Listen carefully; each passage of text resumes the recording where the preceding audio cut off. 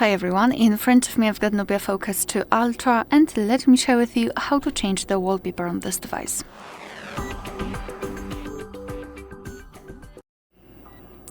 So let's start with opening the settings, and here we have to scroll and find them and personalization. Then let's tap on wallpaper. And as you can see here, we've got some pre-installed wallpapers from which we can choose.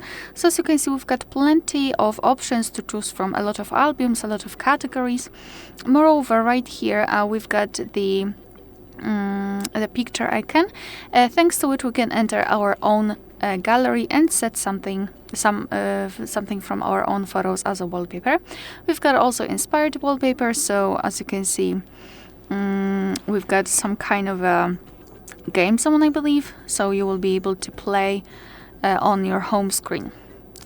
Alright, so let me choose something from the traditional options. Let me pick maybe this one.